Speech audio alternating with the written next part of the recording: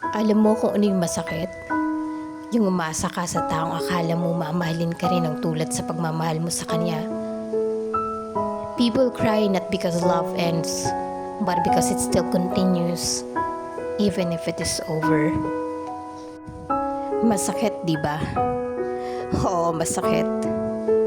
Wala ka naman kasing choice. Kaya at the end, piliin mo pa rin mahalin yung sarili mo. And that's the reality. This is Lev, 21 years old. 3 years kami ng ex ko nang nalaman ko na meron siyang iba. Sa 3 taon na yun, pinaniwala niya ako na ako lang. But it's all lie. Pinaniwala niya ako sa mga salita niyang nasasamahan niya ako hanggang sa huli.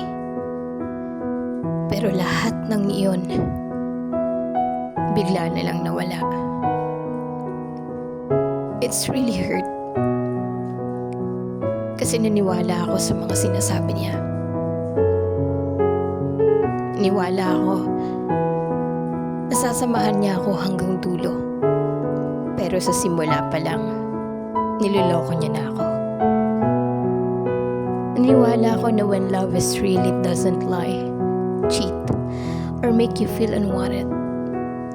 True love eases worries, and it doesn't create worries.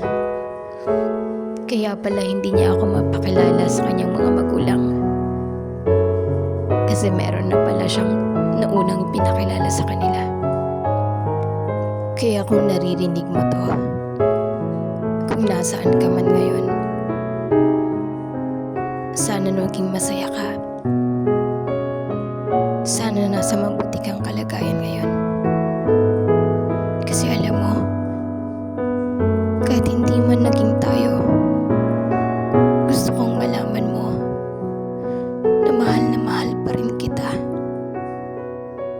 Kahit iba na yung nagpapasaya sa'yo ngayon.